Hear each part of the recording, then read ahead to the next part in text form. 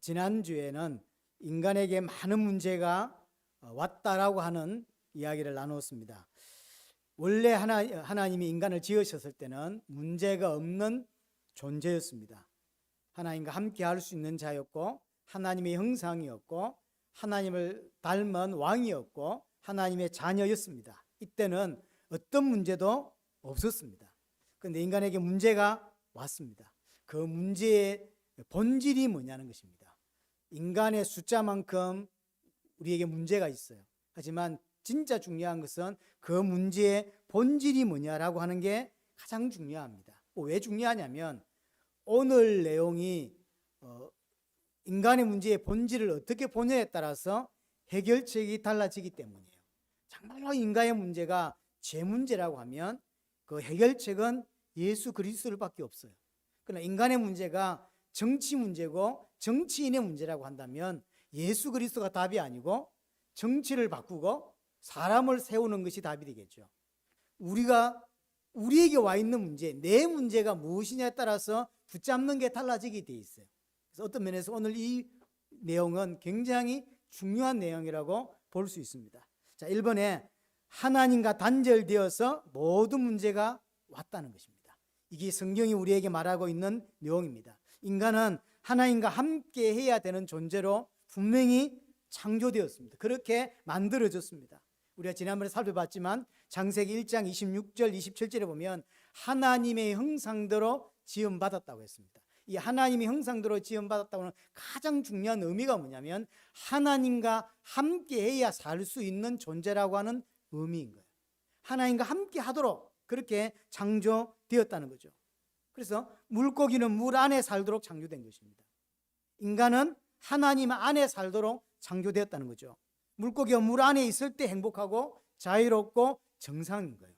우리가 볼 때는 물 안에 갇혀 있는 것처럼 보이지만 그렇지 않습니다. 물 안에 있는 게 가장 행복한 것이고 가장 자유로운 것이고 가장 안식을 누리는 것이고 가장 정상인 거예요.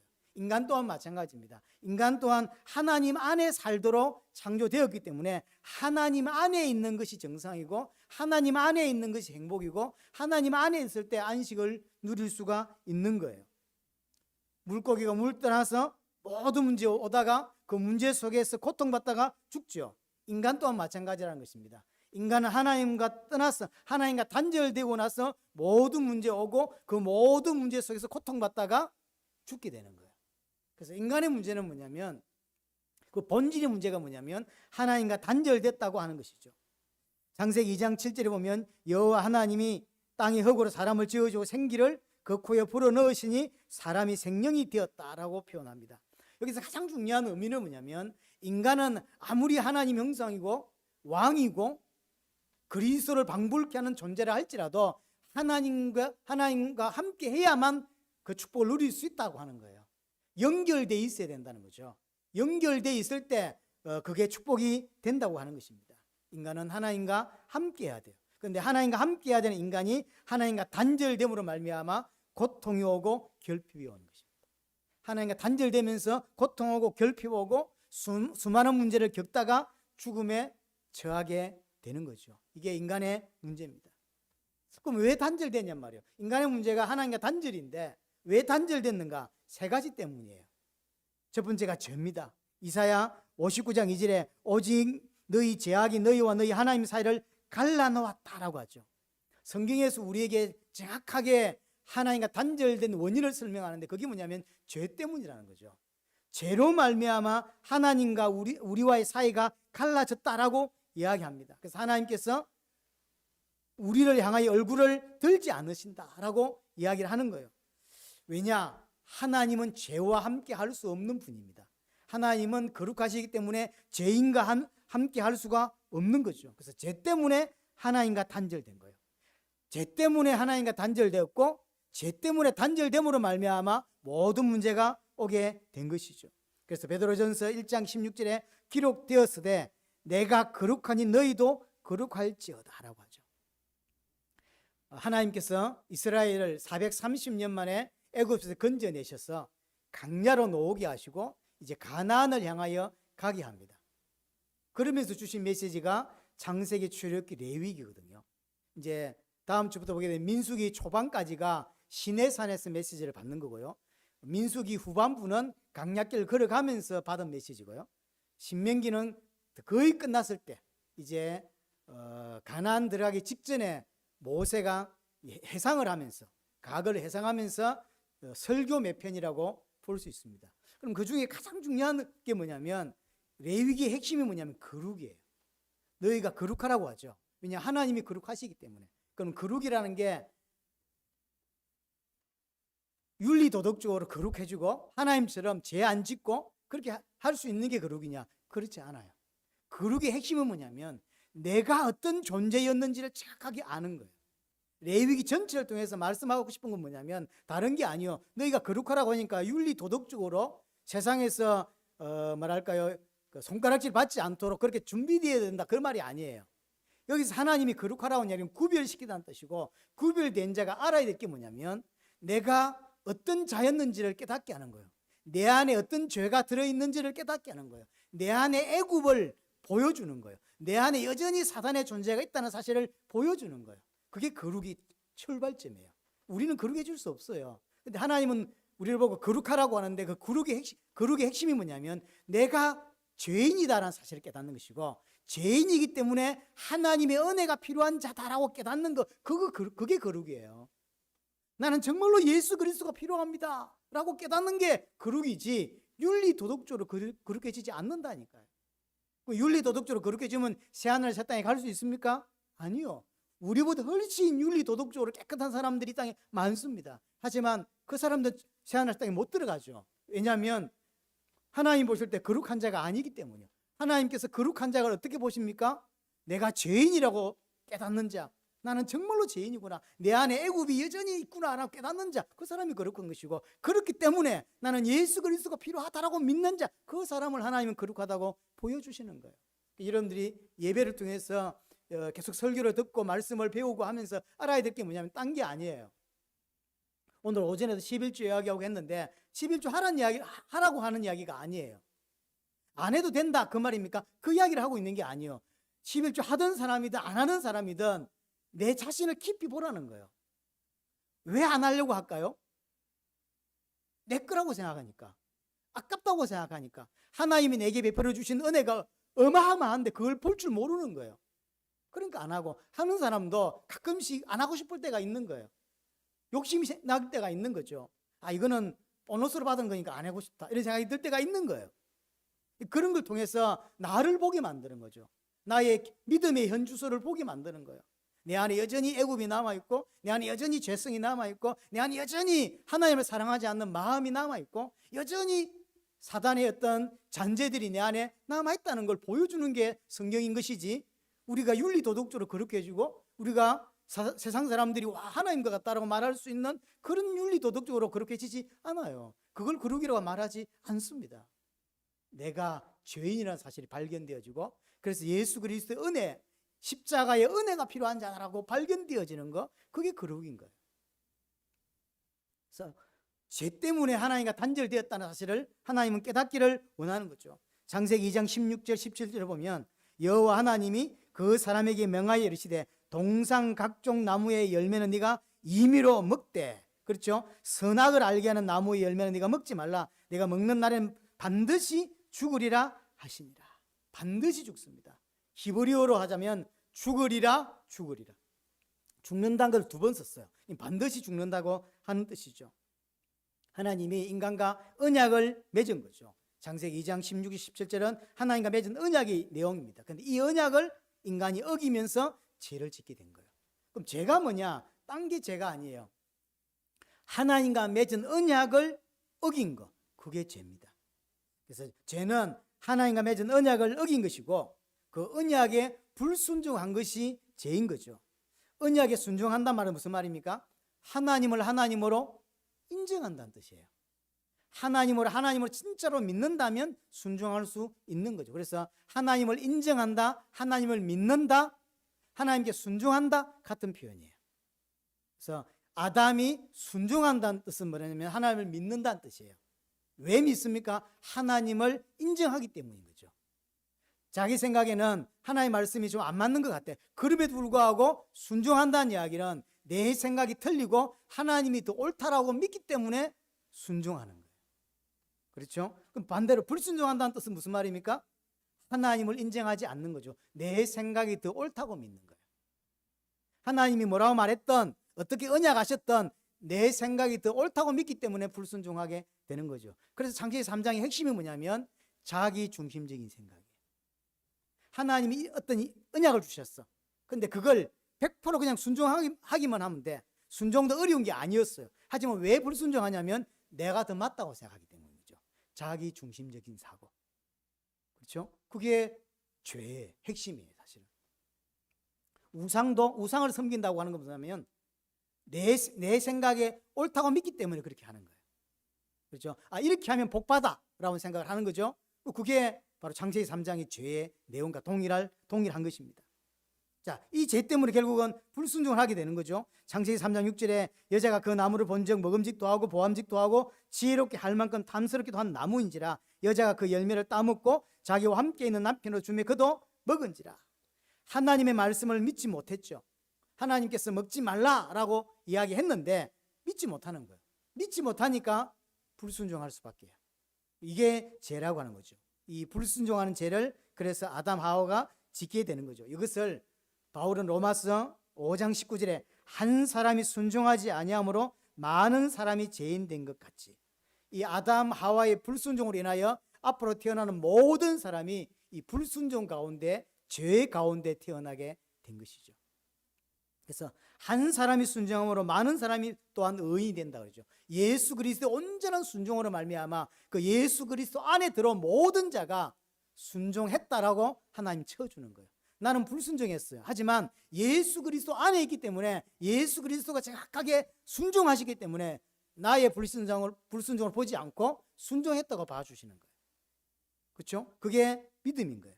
로마서 5장 12절에 그러므로 한 사람으로 말미암아 죄가 세상에 들어오고 죄로 말미암아 사망이 들어왔나니 한 사람 아담으로 말미암아 죄가 세상에 들어왔고 죄로 말미암아 사망이 들어오게 되었다. 죄 때문에 사망이 들어온 겁니다. 죄 때문에 하나님과 단절된 것입니다. 죄 때문에 모든 문제 온 것입니다. 죄 때문에 하나님으로부터 왔던 모든 축복을 다 잃어버리게 된 거예요. 생명을 잃어버렸고 하나님의 자녀가 마귀의 자녀가 되어버렸고 하나님처럼 왕적인 존재인데 반대가 되어버렸죠. 종이 되어버렸습니다. 세상의 종, 물질의 종, 사람의 종이 되어버렸죠. 고린도전서 15장 22절에 아담 안에서 모든 사람이 죽은 것 같이 그래서 그 죄로 말미암아 아담 안에서 모든 사람이 죽은 거예요. 아담 이후로 태어난 모든 사람은 아담 안에서 태어나는 거예요. 그래서 모든 사람은 죽은 가운데서 태어나서 죽는 게 아닙니다. 죽은 상태로 태어나는 거예요. 그게 인간입니다. 이 땅에 태어난 모든 사람은 하나님과 단절되어 있는 상태로 태어납니다. 죽음 가운데서 태어나는 것입니다. 그래서 로마서 3장 23절 모든 사람이 죄를 범하였음에 하나님의 영광이 이르지 못하더니 태어나서 단 한 번도 죄를 짓지 않았지만 하나님의 영광이 이르지 못하는 상태로 태어나는 거예요. 하나님께 가까이 갈 수 없고 하나님을 알 수 없고 하나님을 만날 수 없는 상태로 이 땅에 태어난다고 하는 사실이죠. 인간은 왜 하나님과 단절됐냐? 죄 때문이다. 두 번째, 사단 때문입니다. 요한일서 3장 8절에 죄를 짓는 자는 마귀에게 속하나니 죄를 짓는 자는 마귀에게 속했대요. 그러니까 죄와 마귀는 분리되지 않습니다. 죄와 마귀는 항상 붙어 있습니다. 이 마귀는 어떤 존재냐? 처음부터 범죄함이라 하나님의 아들이 나타나신 것은 마귀 위를 멸하려 하심이라. 이 마귀라는 이 존재가 아담 하와를 넘어뜨리게 된 거죠. 그러나 알아야 될 건 뭐냐면 사단이 아담 하와를 넘어뜨렸다고 해서 죄책이 사단에게 있냐? 죄의 책임이 사단에게 있냐? 아니요. 사단은 유혹하고 미혹한 존재지 진짜로 우리를 죄짓게 하는 게 아니에요. 죄는 누가 짓죠? 내가 짓는 거예요. 그래서 원인 제공자인 건 맞습니다. 우리를 넘어지게 하는 많은 것들을 가지고 우리를 넘어지게 하는 자는 맞지만 그 죄의 책임은 내가 지는 거예요. 그렇죠. 그래서 어떤 쪽에서는 사단에게 모든 책임을 전가하는 사람들이 있거든요. 아이들이 실수할 때 사단 때문에 그랬다고. 사단이 분명히 공격했을 것입니다. 하지만 그럼 그것이 사단 때문이냐는 거예요. 아니에요. 사단 때문이긴 하지만 사단 그 죄의 책임은 사단에게 있는 게 아니에요. 나에게 있는 거예요. 이 아이에게 있는 거지 사단에게 있는 게 아니에요. 그래서 분명히 하나님과 단절되는 가장 원인 중에 하나, 가장 큰 원인 중에 하나가 사단이지만 죄의 책임은 사단에게 있지 않다는 걸 아셔야 돼요. 그래서 내가 죄짓고 내가 실수하는 모든 것들을 자꾸 사단에게로 돌려요. 아주 사단이 공격해서 그렇다고. 아니죠. 죄는 내가 지은 거예요. 내가 지어놓고 왜 자꾸 사단에게 돌리냐고. 그렇지 않습니다. 그게 잘못 깨닫는 것입니다. 분명히 사단은 넘어지게 하는 자고 우리를 깨고 하나님께 단절시키는 자인 건 분명합니다. 하지만 내가 넘어지고 내가 죄를 지은 것이지 사단에게 죄를 돌리면 안 됩니다. 그건 하나님과의 관계, 하나님 알아서 할 일이고 책임은 내한테 있다는 걸 아셔야 돼요. 자, 먼저 사단은 어떤 존재냐? 강한 자입니다. 오늘 이사야 14장 12절 15절이 나왔는데 주로 사단을 설명할 때 좀 많이 등장하는 본문이거든요. 너 아침의 아들 계명성이여 어찌 그리 하늘에서 떨어졌으며 너 열국을 엎은 자여 어찌 그리 땅에 찍혔는고 네가 내 마음을 이르기를 내가 하늘에 올라 하나님의 뭇별 위에 내 자리를 높이리라. 내가 북극 지피의 산 위에 앉으리라. 가장 높은 구름에 올라가 지극히 높은 이와 같아지리라 하는도다. 이렇게 돼 있죠. 이게 잠깐 애매한 본문이에요. 애매한. 1차적으로는 이게 누구 이야기를 하는 거냐면 바벨론의 왕을 이야기하는 거예요. 바벨론의 왕의 교만과 바벨론 왕의 그 교만 때문에 하나님께서 그를 무너뜨리는 멸망시키는 몰락에 대한 이야기가 1차적인 의미입니다. 근데 이제 이게 왜 사단 이야기로 보냐면 내용을 보면 12, 13, 14절이 이게 너 아침의 아들 계명성이라 그랬는데 이 계명성을 사단으로 딱 바꿔서 설명해 보면 너무 말이 딱 돼요. 그래서 이게 언제부터 이걸 사단과 연결시켜서 설명해 왔냐면 초대교회 교부들이 있죠.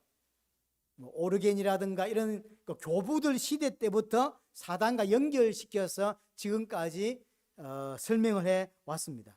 특별히 누가복음 10장 18절에 보면 사단이 하늘로부터 번개같이 떨어진다라는 요 부분하고 오늘 본문하고를 연결시켜서 이 사단에 관한 이야기다. 1차적으로는 바벨론 왕에 관한 이야기지만 영적으로는 사단에 관한 이야기다라고 연결시켜요. 그래서 계시록에 보면 14장, 16장, 17장에 음녀 바벨론이 나오죠. 이걸 이제 세 가지가 이사야 14장, 그 다음에 누가복음 10장, 그 다음에 계시록 14장, 16장, 17장 음녀 바벨론하고 연결시켜서 사단 이야기로 보는 것인데 이게 약간 애매해요. 1차적으로는 분명히 바벨론 왕에 대한 교만과 바벨론 왕의 멸망에 관한 설명인데 이게 사단으로 볼 수 있냐라는 거죠. 지금도 신학계에서는 상당히 많은 논란이 있는 본문이에요. 이제 조 목사는 이제 이 본문을 사용했는데요. 저는 약간 애매한 부분. 이게 진짜 사단을 설명하는 거냐라고 할 때 제가 옛날 이 설명할 때는 사단이 설명하는 거라고 제가 강의를 했는데요. 요즘은 생각이 약간 바뀌었어요. 이 부분이 좀 애매합니다. 그래서 이제 사용하고 있으니까 그냥 그 정도로만 알면 될 것 같고요. 개인적으로는 이 본문은 사실은 사단에 대한 설명이라기보다 그냥 1차적으로 바벨론 왕에 대한 설명으로 그냥 그대로 두는 것이 더 옳다고 생각을 해요. 하지만 초대교회 교부 때부터 이걸 이제 사단과 연결시켜 왔기 때문에 지금까지도 많은 신학자들은 그냥 연결시켜서 설명할 때도 많이 있습니다. 더 정확한 설명은 계시록 12장인 거예요. 계시록 12장 1절에서 9절인데 그 중에 7절, 8절, 9절입니다. 하늘에 전쟁이 있으니 미가엘과 그의 사자들이 용과 더불어 싸울새 용과 그의 사자들도 싸우나 이기지 못하여 다시 하늘에서 그들이 있을 곳이 얻지 못한지라. 큰 용이 네 쫓기니 옛뱀 곧 마귀라고도 하고 사탄이라고도 하며 온 천하를 깨는 자라. 이렇게 되어 있죠. 자, 아담 하와에게 나타났던 뱀이 있죠. 이거 분명히 설명합니다. 옛뱀. 그럼 사단에게 아담에게 나타났던 그 뱀이 정확히 누구라고요? 사단이라고 하는 거예요. 뱀이 아니라 그 뱀을 이용한 사단이라는 거죠. 이 사단이 어떤 존재냐? 온 천하를 깨는 자다. 그래서 전 세계를 장악하고 전 세계를 꼬시고 전 세계를 무너뜨리려고 지금도 일하고 있는 존재가 사단이라는 거죠. 여러분들이 올바른 신앙 가지지 못하도록 일하고 있고, 어쨌든 환경과 여러 가지 조건들을 이용해서 어쨌든 여러분들이 믿음에서 떨어지도록 이렇게 일하고 있는 존재가 사단의 존재입니다. 우리가 안 읽었는데 3절에 보면 큰 붉은 용이라는 표현을 써요. 큰 붉은 용. 그게 머리가 7이고 뿔이 10이고 머리에 7 왕관을 썼다는 거예요. 이거는 예수님을 모방하는 거거든요. 예수님이 왕이시고 예수님이 임금이잖아요. 근데 이 사단이 머리가 7인데 7이라면 완전하단 말이에요. 그게 이제 흉내내고 있는 거. 근데 왕관을 또 쓰고 있어. 그러니까 예수님을 흉내내고 있는데 1차적인 것은 엄청난 근세를 가지고 있다는 설명이에요. 이 사단은 힘이 없는 존재가 아닙니다. 엄청난 힘과 능력을 가지고 있다고. 근데 9절에 옛뱀이라고 하잖아요. 이 아담을 속였던 이 옛뱀은 지금도 온 천하를 깨고 있다는 사실을 기억해야 됩니다. 사단에게 속아서 죄를 짓게 된 것입니다. 하지만 사단에게 속아서 죄를 지었다고 죄의 원인이 사단이긴 하지만 죄책을 사단이 지는 게 아니에요. 내가 죄를 지은 것입니다. 그래서 기억할 건 뭐냐면 사단과 죄는 항상 붙어 있습니다. 붙어 있어요. 항상 여러분들이 범죄하고 여러분들이 넘어지고 여러분들이 시험 들고 여러분들이 믿음이 떨어질 때 항상 사단의 공격이 있었던 건 사실이에요. 그렇죠? 있었던 건 사실입니다. 그래서 죄가 있는 곳에 사단의 활동이 있습니다. 사단의 미혹이 있다고 하는 것입니다. 사단은 분명히 죄의 원인자입니다. 하지만 죄는 내가 지었다는 걸 명심해야 돼요. 그래서 죄책은 나에게 있습니다. 왜냐? 하나님과 언약은 사단이 맺은 게 아니라 나하고 맺었어요. 언약은 하나님과 나와 언약을 맺었다는 거죠. 그래서 우리는 구원받은 자는 죄와 싸우는 자입니다. 내 안에 있는 죄성과 싸우는 자고 사단과 싸우는 자이지 사단이 죄를 책임지는 게 아니에요. 내가 책임지는 것입니다. 그래서 에베소서 2장 2절에 보니까 그때에 너희가 그 가운데서 행하여 이 세상 풍조를 따르고 공중의 건시잡은 자를 따랐으니 곧 지금 불순종 아들들 가운데 역사하는 영이라. 그럼 사단이 어떻게 활동하냐? 어떻게 하냐면 세상의 풍조를 따르게 만든대요. 그리고 공중의 건세를 잡고 있다라고 이야기합니다. 세상의 풍조를 따르게 만든다. 쉽게 말하면 세상이 가지고 있는 문화, 세상이 가지고 있는 그 시대 정신이 있죠. 그걸 누가 만드는 거냐면 다 사단이 만드는 거예요. 이렇게 살아야 되라는 기준이 있어요. 세상을 살아가는 기준. 내가 생각할 땐 행복이라고 할 때 행복의 기준이 있는 거예요. 대학을 나와서 이런 정도의 위치에 올라가고 이런 걸 하고 살고 이런 걸 먹고 살고 이런 날은 이렇게 어디를 가야 되고 이런 여행을 가야 되는 조건을 만들어 놓고 그때 왜냐 그거 안 하면 이상하게 세상에서 밀린 왕따 당한 느낌이 있는 거죠. 그걸 남들이 하는 거 해줘야 돼요. 빨간 날짜에 맛집 한번 찾아가 주고 그래서 사진 찍어서 SNS에 한번 올려주고 뭐 이런 걸 해야 뭐랄까요 다른 사람이 뒤처지지 않은 느낌이 드는 거예요. 그 모든 걸 누가 만드는 거라고요? 사단이 만드는 거예요.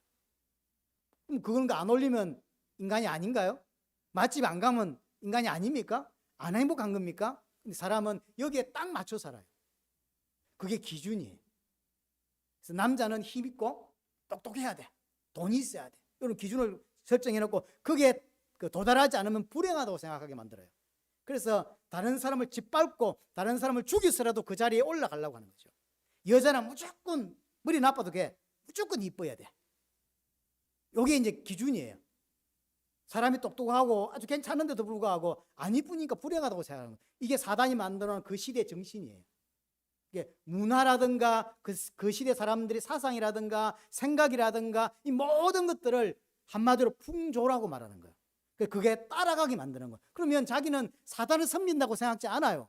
그냥 시대 문화기 때문에 그래서 사는 거죠. 남들 이런 날짜 한번 놀러 가니까 같이 가주고 이런 거잖아요. 여행을 가지 말란 말이 아니에요. 내 살아가는 삶의 방향과 목적이 불신자와 동일한 거예요. 그건 사단을 섬기고 있는 거예요. 사실은. 그 모든 공중의 권세, 그 모든 사람들의 생각을 딱 잡고 있는 게 누구냐면 사단이라고 하는 거예요. 그게 근데 얼만큼 강하다? 그거 안 하면 죽어요. 제 알고 있는 그 애 하나가 똑똑해 어릴 때부터 공부를 잘해요. 그래서 항상 1등만 했어요. 근데 1등 하는데 어떤 드라마는 항상 보는 거예요. 왜 보냐? 니는 다른 걸 안 보면서 했더니 학교 가서 그 내용을 모르면 왕따를 당하는 거예요. 그래서 다른 걸 하나도 안 보면서요. 딱 그 드라마는 딱 챙겨봐요. 독특하다 이랬는데 그게 독특한 게 아니라 그게 세상의 기준을 따라 사는 거예요. 나이 40이면 이런 아파트 살아야 돼라는 거예요. 그럼 그런 아파트 안 살면 불행한 거예요? 아니에요. 그게 딱 잡혀 있는 거예요. 세상의 기준이 있다고. 거기에 맞춰 살아가는 거죠. 두 번째, 이 사단은 악한 자입니다. 요한복음 8장 44절 너희는 너희 아비 마귀에게서 났으니 너희 아비의 욕심을 너희도 행하고자 하느니라. 마귀는 악한 자예요. 그래서 그는 처음부터 살인자고 진리가 그 속에 없으므로 진리에 서지 못하고 거짓을 말할 때마다 제 것으로 말하나니 이는 그가 거짓말장이요 거짓의 아비가 되었습니다. 사단은 악한 자입니다. 그리고 거짓말을 잘해요. 거짓말을 잘하고 거짓의 아비라고 하죠. 살인자예요.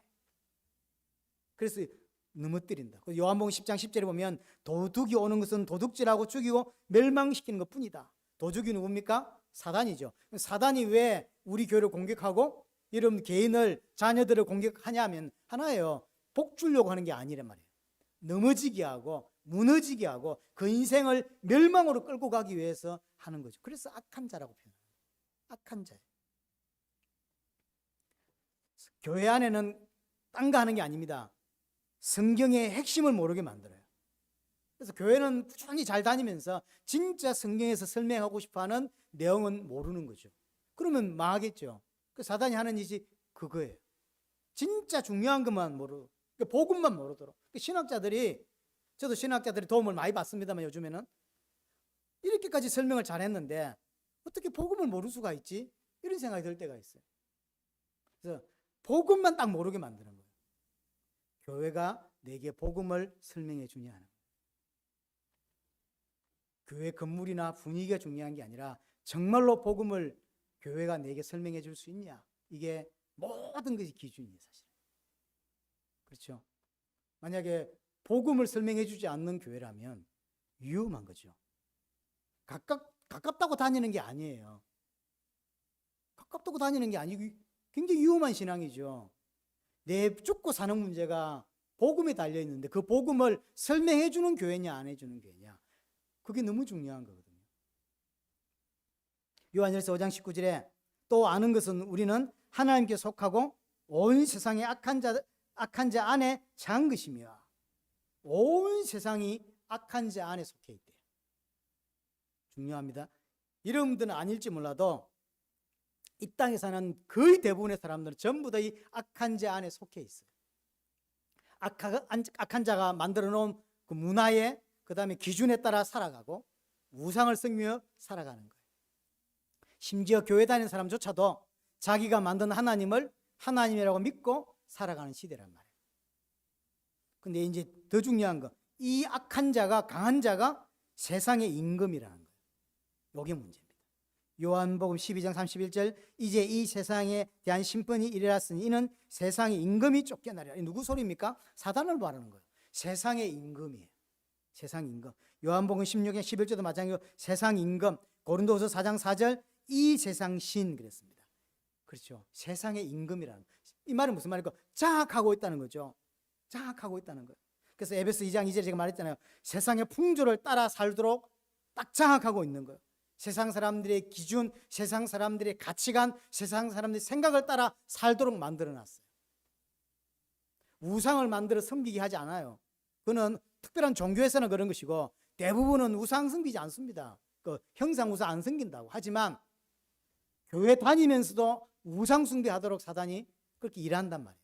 왜냐하면 잘못된 믿음, 잘못된 생각에 빠져서 세상 가치관으로 이 땅에 살아가게 만들어. 교회는 다니지만 여전히 세상 가운데 세상의 가치관으로 살게 만드는 거죠. 사단의 종이 되게 만들어요. 그래서 악한 자, 강한데 악하여. 그리고 세상의 왕이란 말이에요. 그래서 바울이 이야기하잖아요. 에베소 2장 3절에 육체와 욕심을 따라 육체와 마음이 원하는 것을 하였다. 언제요? 불신자 때. 이게 불신자입니다. 육체와 마음이 원하는 것. 내 원하는 대로 사는 거, 그게 불신자입니다. 그러면 신자는 뭡니까? 고린도후서에 분명히 설명하죠. 나를 위해 살지 않는 거라 그러죠. 그럼 어떻게 삽니까? 나를 위해 십자가 지고 부활하신 그분을 위해 사는 거다. 다른 말로 나를 부인하는 거. 그게 예수 믿는 겁니다. 근데 이놈이 대적자예요. 요한복음 10장 10절 도둑이 오는 것은 도둑질하고 죽이고 멸망시키는 것뿐이요 내가 온 것은 양으로 생명을 얻고 더 풍성히 얻게 하려 함이라. 대적자라서 우리를 죽입니다. 우리를 멸망 가운데로 이끌어 간단 말이에요. 에베소서 6장 10절에서 20절 보면, 특별히 11절 13절을 보면 마귀의 관계를 능히 대적하기 위하여 하나님의 전신갑주를 입어라. 사단은 분명히 여러분들을 공격하고 있다는 걸 기억하셔야 돼요. 보이지 않기 때문에 그냥 넘어간다고요. 하지만 분명히 사단은, 성경에 말하는 사단은 존재하고, 그 존재하는 사단은 활동하고 있고, 그 사단은 우리 교회와 여러분들의 가정과 여러분들 개인을 분명히 공격하고 있다는 사실을 기억하셔야 됩니다. 12절에 보니까 우리의 씨름은 혈과 육을 상대하는 것이 아니요 통치자들과 권세들과 이 어둠의 세상 주관자들과 하늘에 있는 악한 영들을 상대함이라. 우리가 육신적으로 사는 것처럼 보이지만 그렇지 않다는 거죠. 분명히 영적인 세력이 있고, 그 영적인 세력이 우리를 무너뜨리고 있고, 악한 영들이고 어둠의 세상 주관자들이고 힘 있는 자들이란 말이에요. 그래서 어쨌든 여러분들 눈을 가리고 여러분들 귀를 가렸어. 복음을 듣지 못하게 하고 올바른 신앙생활 하지 못하도록 많은 것들을 합니다. 분명히 사단은 활동하고 있고, 분명히 사단은 공격하고 있고, 사건도 만들고 문제도 만들어서 또는 상처를 받게 하거나 여러 가지 이유로 인하여 결국은 복음 못 듣게 만들어요. 그래서 악한 자죠. 가끔 고린도후서 11장 14절에 보니까 강명의 천사라도 나타난다라고 이야기하고, 베드로전서 5장 7절 8절에 보니까 우는 사자같이 덤비기도 한다. 그래서 사단은 할 수 있는 모든 것들을 한다는 거죠. 그 중에서 가장 중요한 게 뭐냐면 주요 공격이 뭐냐는 거예요. 고린도후서 4장 4절에 그 중에 이 세상의 신이 믿지 않는 자들의 마음을 혼미하게 하여 그리스도의 영광의 복음의 강체가 비치지 못하게 함이라. 요겁니다. 이게 핵심이에요.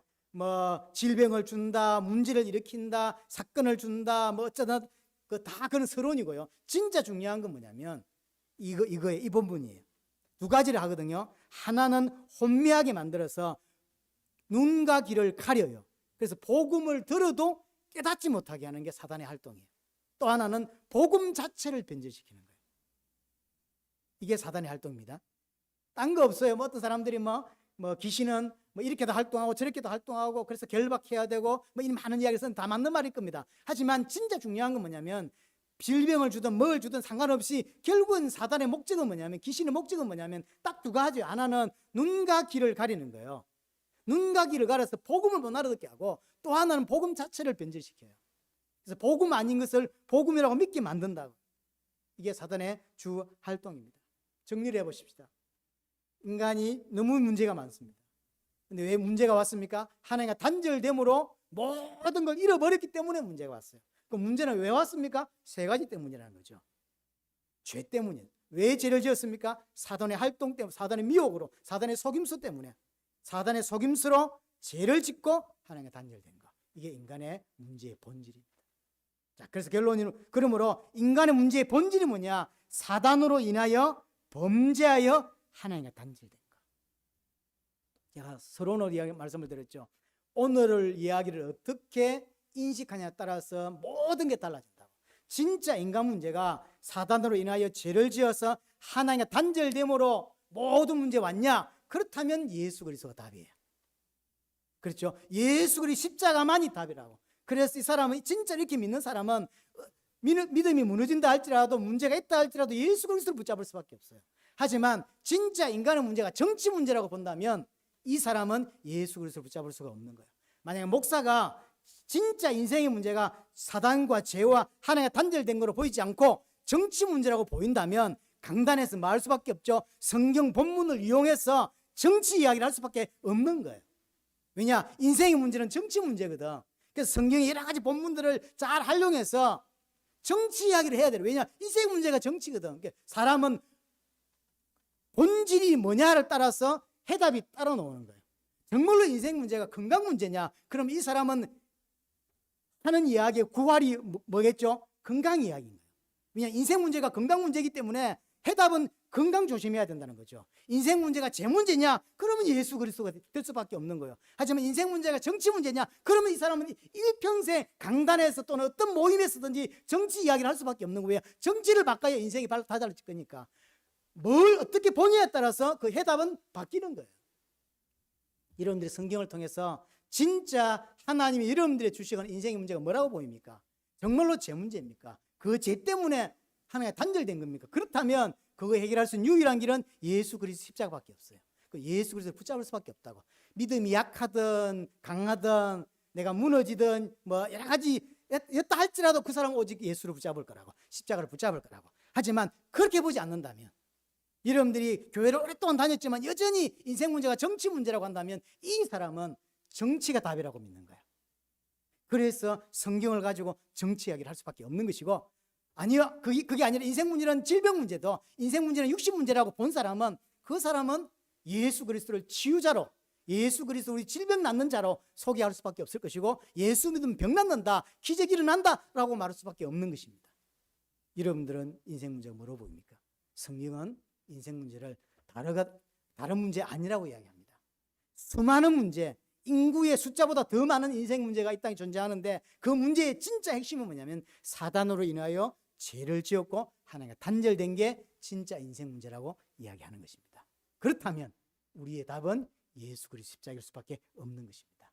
이번 주간도 예수 그리스도 붙잡아야 되는 게 아니라 진짜 인생 문제, 내 문제가 죄 문제가 맞고 그래서 단절이 맞다면 예수 그리스도를 붙잡는 인생으로 살 수밖에 없는 것이죠.